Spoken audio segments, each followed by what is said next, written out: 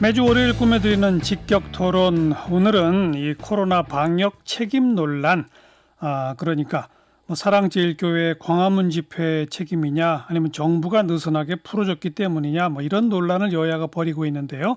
이 문제, 또 하나는 재난지원금 2차로 주게 된다면 전 국민에게 줘야 하느냐, 아니면 하위 계층에게만 주어야 하느냐, 이 두 가지를 좀 토론해 보겠습니다.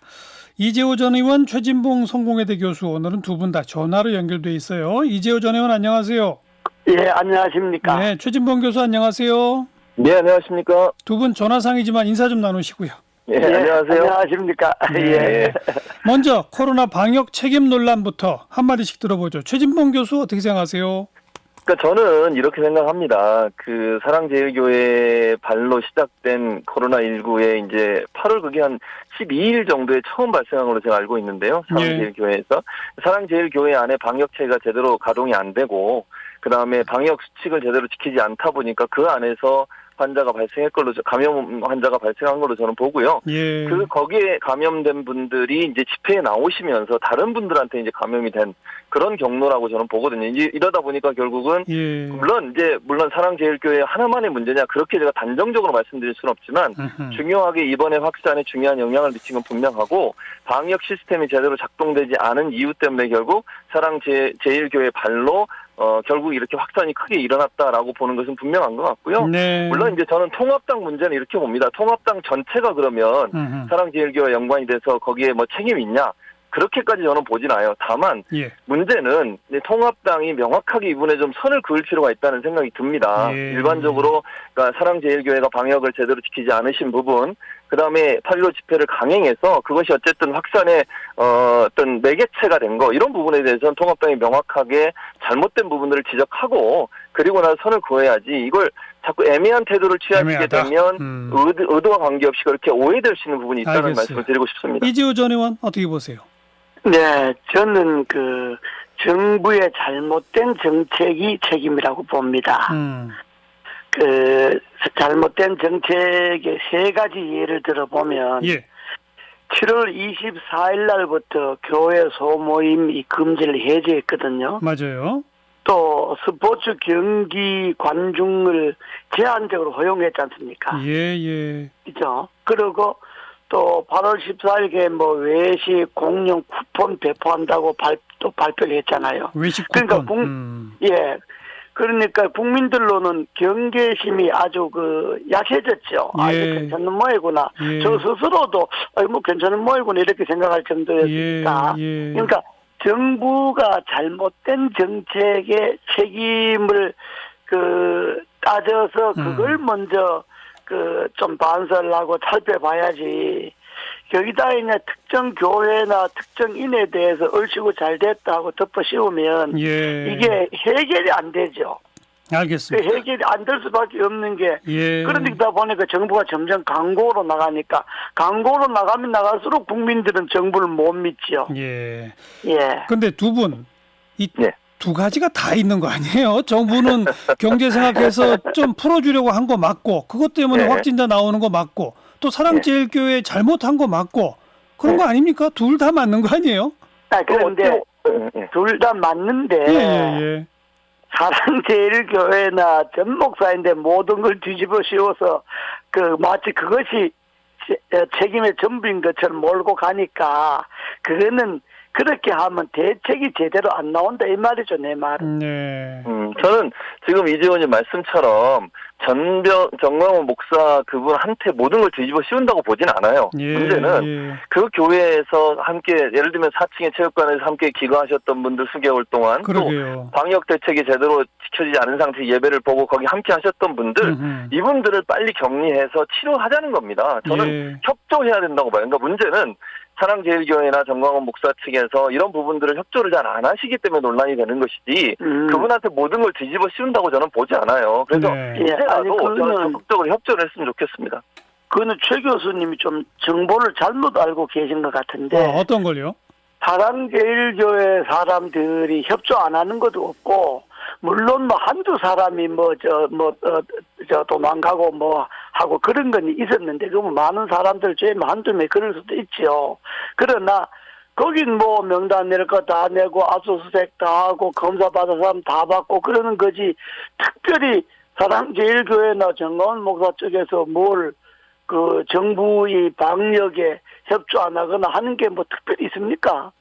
저는 일단 자꾸 그렇게 몰고 가니까 그런데 내가 이야기 듣기로는 사실대로 제가 그쪽 사람들이 전화가 오거든요. 예. 그럼 당신들 사실대로 이야기해라 뭐 우회된 거냐? 예. 그럼 또 그 사람들 사실대로 이야기하는 거 들어보면 자기네들은 협조할 거 다 하고 검사 받을 거 다 받는다는 거예요. 최 교수 얘기해 보세요. 예, 지금 말씀하신 그 부분이 그러니까 이재호 전 의원이 알고 계시는 내용과 실제가 다르다는 말씀 드리는 거예요. 예를 들면 모 언론에서 녹취록도 나왔잖아요. 예. 예를 들면 교회 담당자라는 분이 검사 받으러 가려고 하는 분한테 좀 3일 동안 미뤄달라 이렇게 얘기하고 감기약 먹고 좀 참아달라 이런 얘기한 것도 공개가 됐고요. 예. 또 정광훈 목사도 본인이 설교하실 때 8.15 집회에 열심히 나와달라. 예컨대 뭐 주민록 갖고 있는 분들, 군번 갖고 있는 분들 적극적으로 참여해달라 이렇게 예. 요청을 하셨습니다. 그게 다 공개가 됐고 다 이게 기록이 남아있는데 정광훈 목사나 아니면 사랑제일교 측이 적극적으로 동참했다고 저는 보지 않고 처음에 서울시에서 그 행정 집행을 하러 갔지 않습니까? 그때도 밤새 못 들어오게 막으시고 나중에 경찰이 압수수색 영장 가져가니까 그때 들어가서 결국 압수해 왔는데 처음에 그 제출한 명단도 정확하지 않아서 논란이 됐고요. 예, 그래서 지금 압수수색을 통해서 자료를 얻었지 않습니까? 지금 그럼 이 상황이 예, 그렇게 말씀하실 수 있는데요. 예.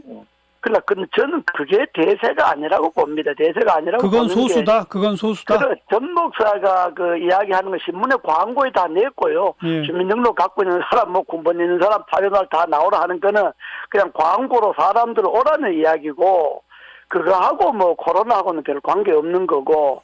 자, 사랑제일교회 사람들이 일부가 뭐 협조 안 하는 사람도 있고 있을 수 있겠죠. 그러나 그게 코로나 전체의 방역에 흠이 가거나 나는 그런 건 아니라고 봐요. 그럼 자꾸 그쪽으로만 초점을 맞춰서 몰아붙이니까 마치 그게 전부인 것처럼 해보니까 오히려 다른 쪽에 있어서 방역이 소홀해지는 거죠. 제가 지적하는 거는 그겁니다. 예. 예. 오히려 지금 이런 상황에서는 이재호 전 의원 같으신 분은 정광훈 목사나 이런 분들한테 정부 방역에 적극 좀 협조해라 이렇게 설득을 해야 되고. 저는 당연히 그래 그렇죠. 하죠. 우리 저는 최진봉 교수께서도 우리 예. 정부가 경제 걱정하는 건 알겠으나 아직 방역이 예. 위험하니까 너무 쉽게 풀면 안 된다 이렇게 또 얘기하셔야 되는 거 아니에요? 그렇죠. 네, 맞습니다. 저는요. 네. 사랑제일교회 분들이나 정건 목사님 그쪽에도 예. 변호사들이나 뭐 전화가 오는데 예. 오면 제가 그렇게 이야기하죠. 공연히 정부에 빌미 주지 말고 예. 당신들 때문에 마치 방역이 안 되는 것처럼 그렇게 몰고 가니까 왜 그런 빌미를 주느냐. 무조건 협조해라 이렇게 제가 이야기하죠. 하면 그 사람들 그렇게 한다는 거예요. 근데 거의 좀 이재호 전 의원 표현을 빌면 거의 일일 일건식으로 빌미를 주고 있거든요. 그쪽에서. 알겠습니다. 방역 책임 논란은 그 정도 얘기하고 두 번째 이제 재난지원금 2차분 만약 지급한다면 우선 지급해야 되는지부터 시작해서 전 국민 대상이 오라요? 아니면 하위 계층이 오라요? 이거는 이재호 전 의원부터 말씀해 보세요. 저는 만약에 지급한다면 코로나 때문에 피해본 사람들 선별적으로 예. 정말 코로나 때문에 어려운 사람들, 저소득층 사회업자들 뭐 이렇게 코로나 때문에 손해보는 사람들 많잖아요. 예. 이런 분들에게 중심으로 주고 코로나 때문에 경제적으로 별 지장이 없는 분들은 줄 필요가 없잖아요. 나는 선별해서 만약에 주게 된다면 그렇게 선별해서 줘야지 뭘 이걸 그냥 전부 다 주고 이런 거는 저는 옳지 않다고 봐요. 자, 최진봉 교수는요? 예, 지금 말씀하신 것 그것도 하나의 방법일 수는 있는데 이제 문제는 뭐냐면요. 이게 선별적으로 주려고 하다 보니까 여러 가지 부작용이 나오는 겁니다. 예를 들면 지난번에도 우리가 1차로 그 재난지원금 지원하면서 하위 50%, 70% 얘기하다가 그거 추려내는데 엄청난 논란이 있었습니다. 예컨대 뭐 조사 비용만 해도 수십억 원이 들어간다는 얘기가 있고요. 건강보험 관련돼서 그 자료를 가지고 한다고 하는데 그게 작년에 기준으로 하다 보니까 올해 또 더 어려움에 처한 사람도 있는데 그분들 치료내는데 어려움도 있었고 또 하나 50%를 선별적으로 한다. 예를 들면 그렇게 정하면 50.1%나 2%에 속한 분들은 또 엄청난 불만을 가지실 겁니다. 그러면 사회적 통합이나 의견을 모으는데 엄청난 문제가 발생할 수 있다는 겁니다. 그러면 과연 지급이 가능해질 수 있을까? 이러다 보면 이제 사회적으로 논란이 되고 서로 나는 어려운데 내가 왜 50%에 안 들어가냐 이런 불만이 생길 수밖에 없고 그리고 이제 이게 이번에 지원하는 게 소비 쿠폰으로 들어가기 때문에 이게 현금으로 지원되는 게 아니지 않습니까? 이걸 만약에 정해진 시간 3개월 내에 예컨대 얼마 돈을 지역에서 쓰지 않으면 자연적으로 소멸되는 거기 때문에 이거는 단순히 개인한테 돈을 주는 차원의 문제가 아니라 소비를 진작해서 경제를 살려내는 경제 지원 정책의 하나로 봐야 된다 이렇게 생각합니다. 이지호 저는 어떻게 보세요? 그 정부가 자꾸 말을 그렇게 하는데 지난번도 뭐 물론 그렇게 했는데 이 본질이 이거지 않습니까? 월급을 1,000만 원 받는 사람하고 월급을 100만 원 받는 사람하고 똑같이 30만 원을 준다? 저는 그게 평등이라고 보지 않습니다. 저는 그걸 공정이라고 보지 않습니다. 오히려 봉급을 100만 원 받는 사람에게 50만 원을 주면 봉급을 1,000만 원 받는 사람에게는 당신 좀 참아라. 이렇게 하는 게 오히려 공정 아니겠어요? 그런데 이 정부는 뭐 일부에서 뭐 분열과 혼란을 주니까 갈등을 주니까 무조건 다 줘야 된다. 저는 그렇게 생각하지 않습니다. 제 생각은. 그러니까 이번에 이거 기술적으로 출연내기 어렵다는데 그 어렵지 않습니다. 국세청에 이미 자료가 다 있고 동사무소나 구체의 자료가 다 있고 그 동네별로 출연내면 간단합니다. 그런데 그걸 정부가 돈을 좀 무서운 줄 알고 돈을 아껴 쓸 줄 알아야지.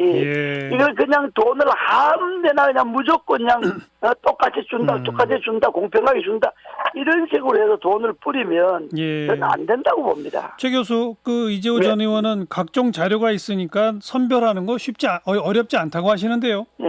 그렇지 않습니다. 왜냐하면 지난번에는 사실 통합당에서는 아니면 보수 진영에서 그 문제를 삼았거든요. 왜냐하면 그걸 하는데 너무너무 힘들고 실제 불만을 갖고 있는 분들이 많아요. 예컨대 내가 왜 그 범위에 들어가지 않느냐. 근데 이게 조사 자료나 이런 부분들이 지금 이재호 전 의원님 말씀처럼 명확하면 문제가 없는데 건강보험 자료 같은 경우에는 뭐 어느 분의 밑에 자녀의 밑에 들어가는 경우도 많고 재산이 많은데도 불구하고 거기에 제대로 지역보험에 가입이 안 돼 있어서 평가가 안 되는 부분도 있고 또 아까 말씀드린 것처럼 올해하고 작년하고 수입이 달라질 수 있지 않습니까? 자영업자들 같은 경우에 그런 경우에 그러면 작년 기준으로 하면 올해 더 어려운 사람이 있을 텐데 그런 분들은 빠지는 그런 문제가 발생할 수 있다는 거죠. 그래서 이런 갈등의 요소가 있는 요소를 뭐 저는 그게 정확하게만 한다면 뭐 50% 하는 것도 저는 뭐 충분히 가능하다고 생각을 합니다. 그런데 그렇게 되면 지연될 뿐만 아니라 여러 가지 어떤 그 사회적 불필요한 갈등의 요소나 아니면 문제가 발생할 수 있어서 알겠습니다. 도리어 지원이 어려워질 수 있다는 얘기를 하는 겁니다. 실무적인 어려움과 갈등 유발의 위험 이거로군요.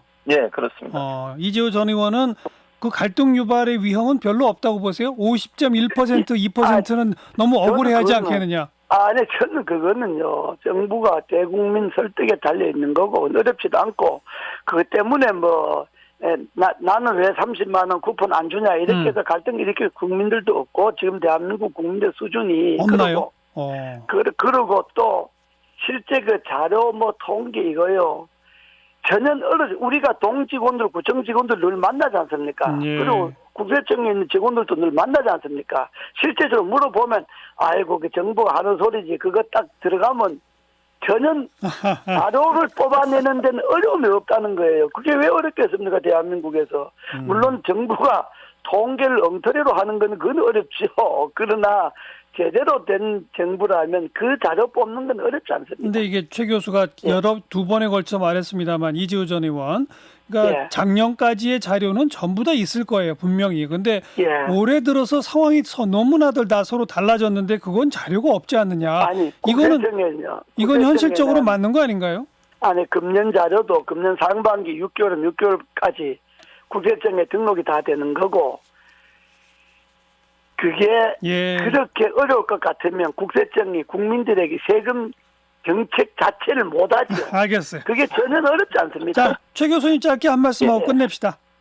방금 말씀하신 5.1%도 다 괜찮을 거라고 말씀하시는 물론 저는 그러길 바랍니다. 그러나 국민들 입장에서는 나도 충분히 어렵고 힘든데 왜 나는 이 대상이 안 되냐고 생각하는 부분 충분히 저는 있을 수 있다고 봐요. 그러니까 체감적으로 느끼는 경제라고 하는 것은 숫자적으로 통계적으로 정부가 갖고 있는 자료만 가지고 다 이걸 드러낼 수가 없는 겁니다. 그렇죠. 본인이 정말 어렵다고 느끼는 부분이 있는데 나는 대상이 안 된다고 생각하면요. 정부가 왜 이렇게 정책을 하지 하면서 불만이 생길 수밖에 없고 알겠습니다. 그렇게 되면 지원하면서도 어려움이 있을 수 있다는 말씀드립니다. 바로 이 문제 재난지원금 전 국민 대상이 오르냐 하위계층 집중이 오르냐 이거는 우리 청취자분들께서도 다들 한번 고민해서 스스로의 판단을 내려보셔야 할 그런 대목이네요. 자, 이재호 전 의원, 성공회대 예. 최진봉 교수 두 분 수고하셨어요. 예. 감사합니다. 감사합니다.